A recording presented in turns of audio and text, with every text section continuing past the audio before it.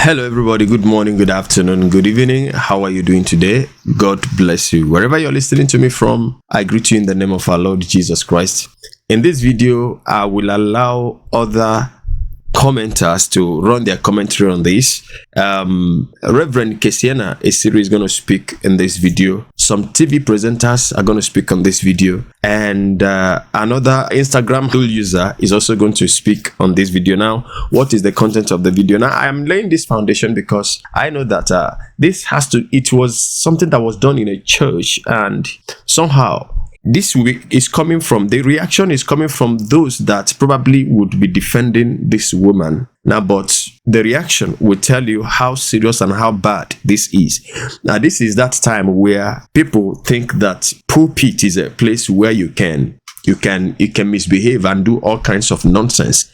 Now, you see, that is why when people say God is a merciful God, is like God has become so weak that is not even concerned with what we're doing here.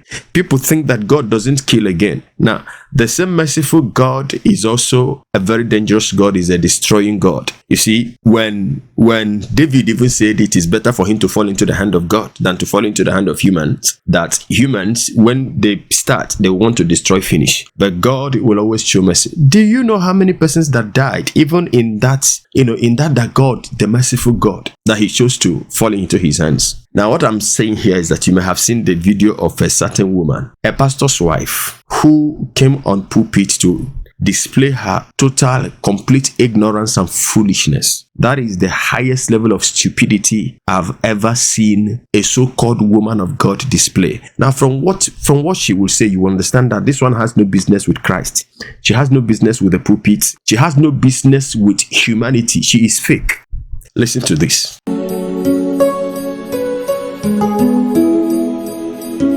You are welcome to the End Time Truth Television, the channel for the lovers of truth, for the truth of the end time. So if you are a lover of truth, give us a subscription and God bless you. Shalom. Says he that will have friends must first show himself friendly. You're squeezing your face. Nobody have your face. Friday night you're at home. Monday you're at home. Tuesday you're at home. Instead of you to be smiling, be shining your teeth anywhere you are. When your friends are hanging out, say, I'm coming. When your colleagues are going to work, say, maybe that's what my husband will. Let me dress up and join them. Show yourself friendly, and then you will have friends. All of you will be carrying natural hair about. Who natural hair help? Okay. Better wear your wig. I mean, like this. And be flipping it. Go and spend that money on hair. Draw your brows. Buy lip gloss. Look good. Natural hair is not selling market. When you marry, you off your wig because you have entered. There's nothing they can do about it. But before you enter, don't be caught on fresh. Never. Package yourself well. Now, before I bring on Rev Kesiena, I'm going to, play little of the discussion that was had by women and another man, TV hosts, and they were discussing this. Now, is it not a shame? Like, for those of you who would say that we are bringing church matters, we are discussing church matters, and we are using it to discourage young at heart Christians. Now, this one is on the social media there, so even those young at heart are seeing it, and those she was speaking to, you are not even concerned about those she was talking to. All right. Now, part of the things she said was that when you have probably caged this woman, this man, you have used your attire to seduce. You caged the man. Once you have finished doing that, you can put off those things. Now, is it not stupid? An advice that is telling a woman to relax just because she has gotten married.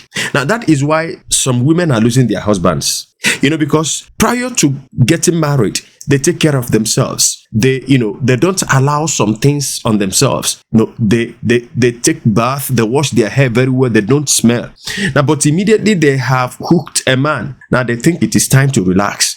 Now, even though I don't want to talk about the nonsense she talks about, the natural hair that doesn't sell. Now, look at her own, fake mami water hair now that is selling. All right, I won't say anything, because it is not funny. It is annoying. It is annoying that the pulpit has become a place of so much nonsense. I want you to listen to these women, and from there you listen to Rev Kesiena. Now, why I want to play the women now is that these are women like her who are also adorning themselves with the kind of things she was suggesting to her audience. Can you imagine? a pastor's wife. Please listen to this guy, guys here.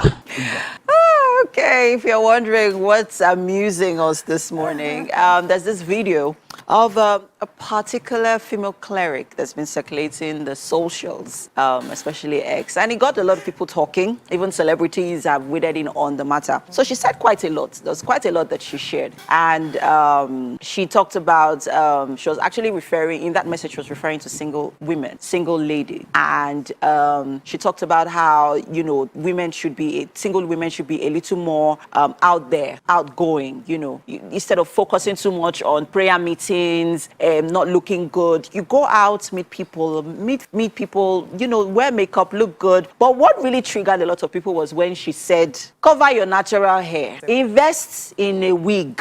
Natural hair is not selling. Invest that money in a wig. Look good. And then everybody felt, well, a lot of women, even men actually, felt triggered by it. That why we should be saying, what's wrong with that? This is how, women are telling, we're telling, young girls not to be proud of their natural hair. And then people have been posting pictures of, their natural hair. Maybe I should even take off this wig and show my own natural hair. Oh my goodness, like maybe you said that, the first thing that came to my mind was actually take off my wig. Yeah, because to be honest, natural hair is liberating. I was actually admiring your cornrows this morning when Thank you. Thank you. But last, at the end, you are nasty when. So, Mike, what she was saying. tempt me on No, this it's not show. what tempt me on fire.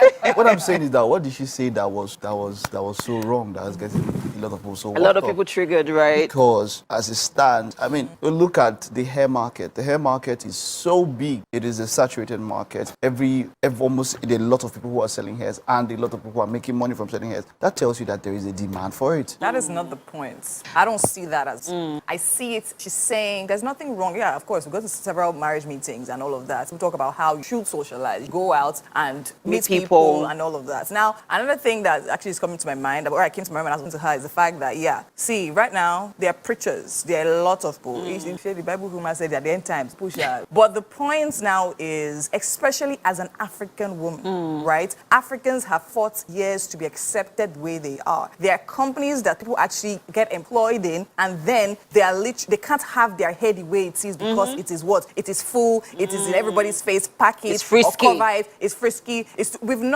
Hello, when I was growing up, I know there was a relaxing pandemic. You have to relax your hair, if not, you are not. We're literally slowly coming to the point of accepting our hair in its natural form. And then you see an African Nigerian woman telling girls that, okay, to attract a man, you should literally cover your hair. Natural hair is not said. She's not even talking about whether it's relaxed hair or like kinky hair. She just said cover your hair. Natural hair is not selling. Come on. She's talking about, okay, draw your brows. If makeup is your prerogative, fine. If it's should like look good, does that mean people that literally don't make up and don't do will not attract husbands? Like, come on now, like that's for me. That is the focus. Like, all right. Since she doesn't think that God could give women husband anymore, since she doesn't think that God is still interested in who you marry and who you get married to, since she doesn't think that it is better to be spiritually sound in God than to be carnally minded, and you go out there, that is why many women are dying, because they went out and they used their body to get the man, and the man comes in and treats them the way they deserved, because if they had honored themselves, if they had kept themselves the way God wanted them to keep themselves, they would have been given a man that will honor them. But because they dishonored themselves, a man just asks you, how are you? And you are like, did you say how am I? Here am I, I'm available. Look at that. She was even telling the people, you are available. Tell them you are available. All right. And so when you have useless yourself and make yourself worthless before a man, how else do you want the man to treat you? No, be me the talk. Please listen to a pastor. At least she's a pastor's wife. So the colleague of her husband has something to say over this matter. Study scriptures, you will not find anywhere where God is introducing himself. God is introducing himself. I'm not saying somebody is introducing God. I'm not saying somebody is describing God. God is introducing himself or describing himself where he describes himself as a God of love. It's not in the Bible. But there are two basic ways you will always hear God talking about himself. I am holy. I am righteous. Too critical. So he says here, this thing says he who is what? And he who is what? True. Even though true here doesn't mean righteous, true here doesn't mean a God of justice, but true here encapsulates the fact that he's authentic. He's not fake.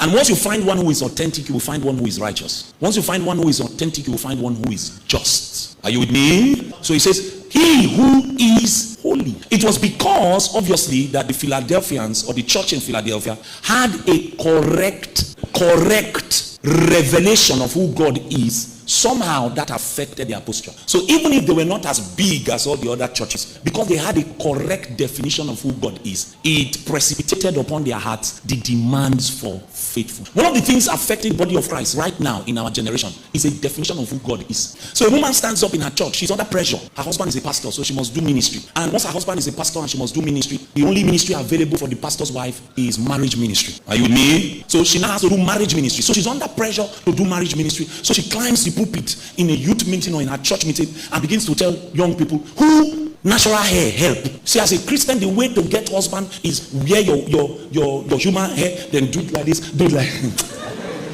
I say I will not talk about this still. I don't know how I got there. I say I will not. I said they will not hear anything from my mouth, but I could not resist it. Be praying for me, be praying for me. I say you are saying you want to be like Catherine Kuma, you want to be like Catherine. No man will marry you. Go out on Friday. But they say if they call you, are you available? Say I'm available. Hey. I say Jesus. A generation is desperately trying to redefine who God is. That is why faithful men are lacking. Your faithfulness is heavily dependent on the revelation of God. If you don't know that God is holy, you see, people are not going to just escape into heaven. You are not going to be able to deceive God. A demand in this realm is that if your God is holy, you too, you must be separate. You must be distinct. That's why we don't need to dress up on Friday night to find a husband. In this kingdom, God still speaks to people about marriage. I remember I heard the testimony of a 40-year-old girl, woman, 40-year-old. She was in her house in Abuja, her house, and there was a knock on her door. She opened the door, a man was standing there, good-looking man. Are you so and so? Yes. Sorry, I was praying, and God gave me you. All the way from Lagos. Never met her before, but she was a faithful sister. Now, you hear that kind of testimony, my generation. In our minds, we cannot picture that kind of thing happening because we don't have a correct description about God. The Bible says he is the one that settles the solitary in families. It's in the scripture. He takes the single, the lonely, and he plants them in families. So even your marriage under God is supposed to be divinely orchestrated. He's supposed to plant you. But you went and found one for yourself in the night on Friday. And then you're wondering why your marriage is now redoed by all kinds of things. If you know what is happening in the world, you will take God seriously. If you know the adultery, men now that are not born again can't sleep well in the night. Everybody, there's a big board at PTI Junction is advertising DNA tests. Now me be the papa. The billboard is big because there's a crisis now in the world. Men don't know whether or not them in the world can't sleep in the night. Imagine being in such a marriage and every day you are looking at your wife, you are not sure. You see me? I can travel for 52 months. I'm not shaking. The way I left my angel is the way I will meet her. There's no... And the way I went is the way I will come to. There's no cause for alarm. No cause for alarm. All the children I have, now me be the papa, now me. Maybe the papa. If you know, there's a thread on Twitter, and all the brother is doing is collating the escapades of married couples with infidelity. The last time I checked, it was at number 27. Married young boys are coming to tell stories of how they are sleeping with married women. You don't know what is happening in the world. Married men are coming to share stories of how they are conning their wives and sleeping with single girls. And they think that is the proof of their masculinity. And you see, by the time you probe these people carefully, they all come from a place it looks like. The reason faithfulness is lost on a generation, our definition, our revelation of who God is corrupted.